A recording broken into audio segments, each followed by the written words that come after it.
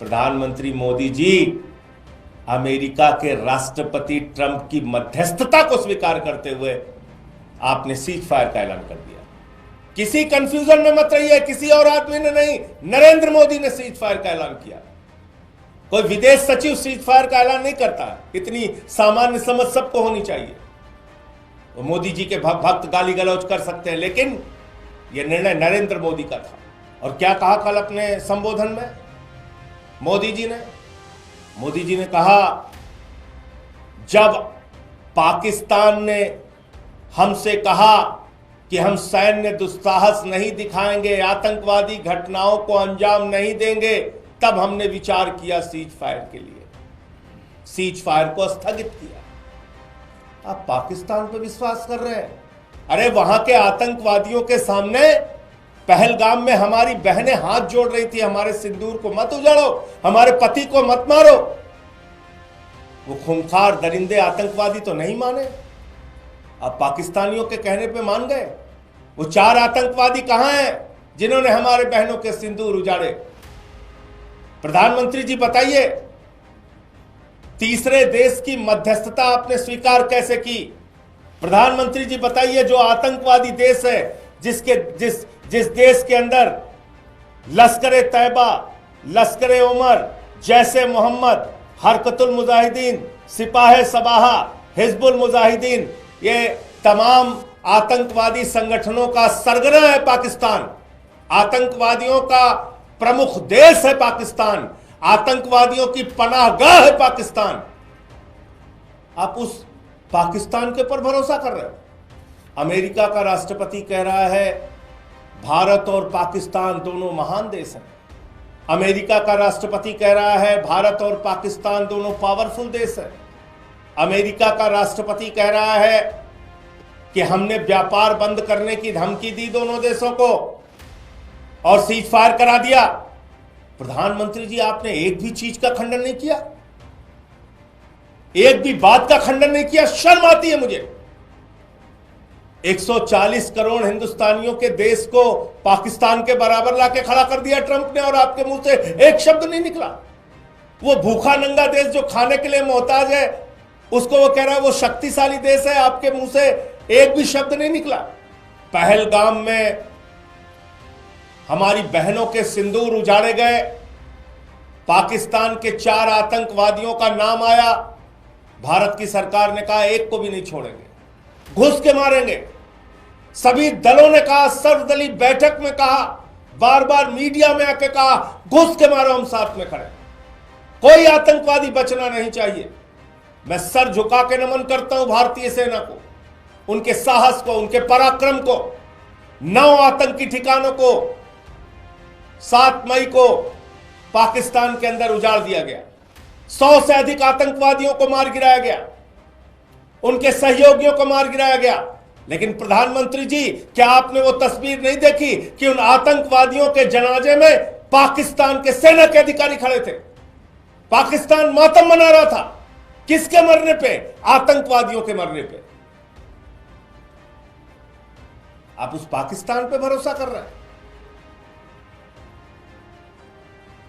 पूरे देश को उस वक्त गर्व हुआ। भारतीय सेना लगातार पाकिस्तान के हमलों का जवाब दे रही थी, उनके एयरबेस को नष्ट कर रही थी, उनके आतंकवादी ठिकानों को नष्ट कर रही थी। सेना ने बताया 21 आतंकवादी ठिकाने, पूरे देश के मन में था वो 21 के 21 आतंकवादी ठिकाने पूरी तरीके से ध्वस्त होंगे।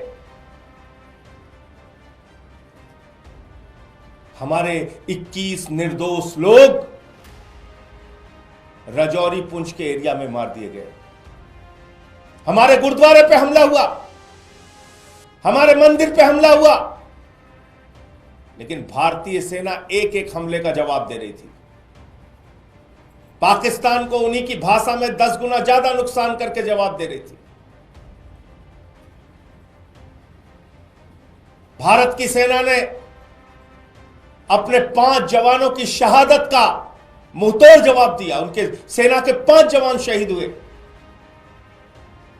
हवलदार शहीद दिनेश शर्मा को मैं नमन करूंगा, पवन कुमार जी को नमन करूंगा, इम्तियाज अली जी को नमन करूंगा।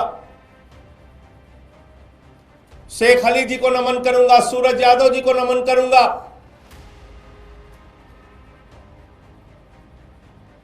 सेना के जवान अपने जवानों की शहादत का बदला ले रहे थे, लड़ रहे थे,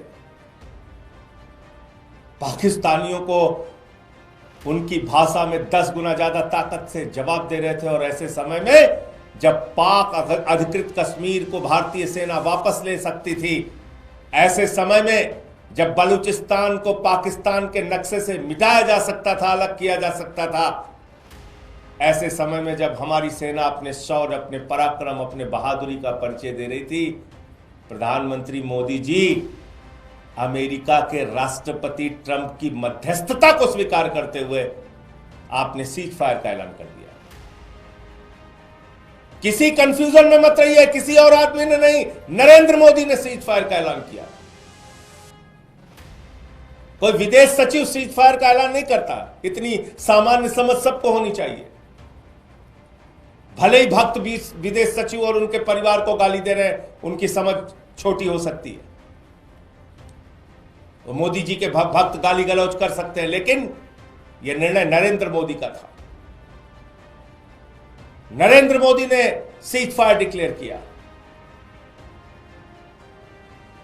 और क्या कहा कल अपने संबोधन में मोदी जी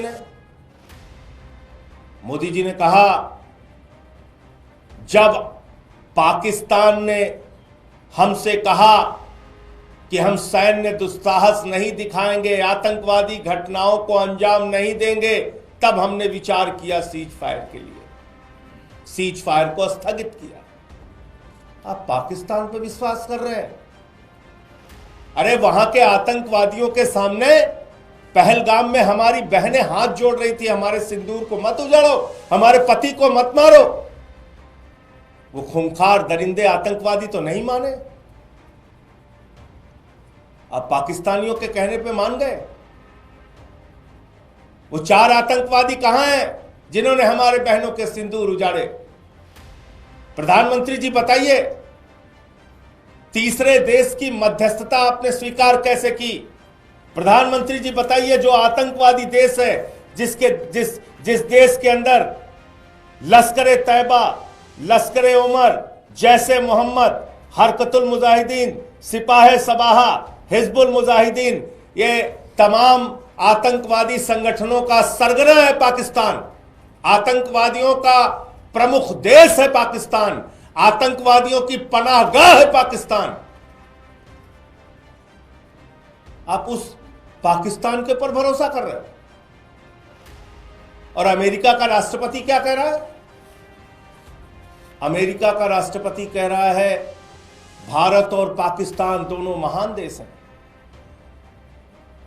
अमेरिका का राष्ट्रपति कह रहा है, भारत और पाकिस्तान दोनों पावरफुल देश हैं। अमेरिका का राष्ट्रपति कह रहा है कि हमने व्यापार बंद करने की धमकी दी दोनों देशों को और सीज फायर करा दिया। प्रधानमंत्री जी, आपने एक भी चीज का खंडन नहीं किया, एक भी बात का खंडन नहीं किया। शर्म आती है मुझे। 140 करोड़ हिंदुस्तानियों के प्रधानमंत्री हैं आप। दुनिया की 5वीं बड़ी अर्थव्यवस्था है भारत। हमारा एक स्वर्णिम इतिहास है। और पाकिस्तान की तुलना ट्रंप हमारे साथ कर रहा है। 140 करोड़ हिंदुस्तानियों के देश को पाकिस्तान के बराबर लाके खड़ा कर दिया ट्रंप ने, और आपके मुंह से एक शब्द नहीं निकला। वो भूखा नंगा देश जो खाने के लिए मोहताज है, उसको वो कह रहा है वो शक्तिशाली देश है। आपके मुंह से एक भी शब्द नहीं निकला। अरे उस ट्रंप के खिलाफ तो अमेरिकन भी हो गए होंगे। उन्होंने भी सवाल पूछा होगा कि जिस ओसामा बिन लादेन ने अमेरिका पे आक्रमण किया, उसको संरक्षण तो पाकिस्तान ने दिया था। पाकिस्तान आतंकवादियों का संरक्षक है, तुम उसको महान देश कैसे कर रहे हो? ये तो अमेरिकन को भी बुरा लगा होगा, लेकिन आपको बुरा नहीं लग रहा है। आप एक शब्द नहीं बोल रहे।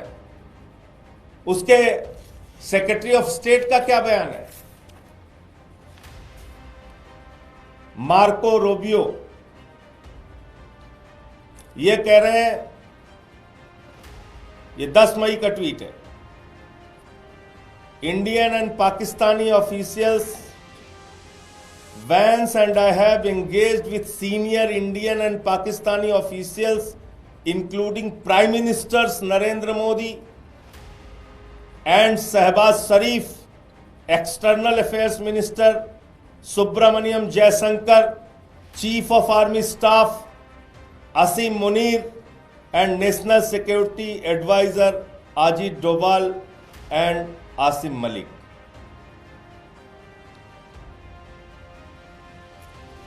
ये ट्वीट है।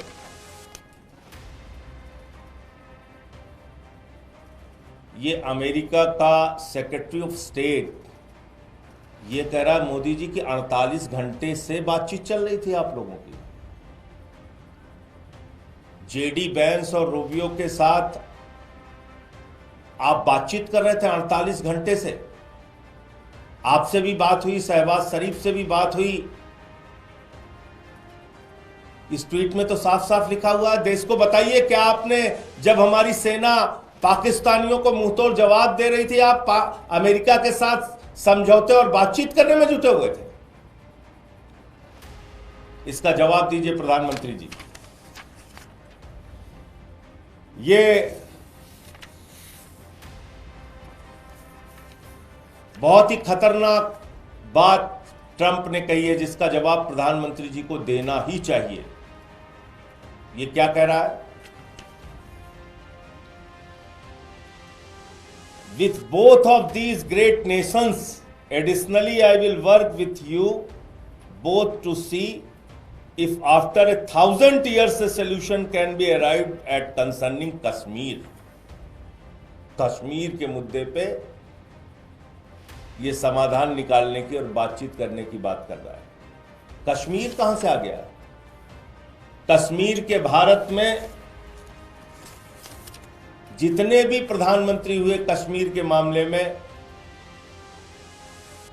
लाल बहादुर शास्त्री जी ने 65 और 66 में, इंदिरा गांधी जी ने 72 में, फिर 75 में, फिर 83 में मोरारजी देसाई जी ने 78 में, राजीव गांधी जी ने 87 में, 89 में, 90 में बीपी सिंह जी ने, 91 में चंद्रशेखर जी ने,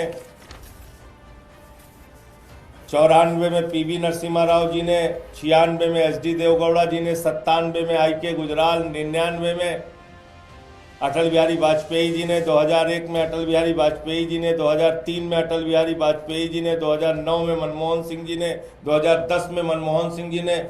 इतनी बार अमेरिका, ये ऑन रिकॉर्ड बोल रहा हूं, इतनी बार अमेरिका ने भारत पाकिस्तान के बीच मध्यस्थता करने की कोशिश की और हमारे उस समय के तमाम प्रधानमंत्रियों ने अमेरिका की मध्यस्थता को एक सिरे से खारिज करने का काम किया।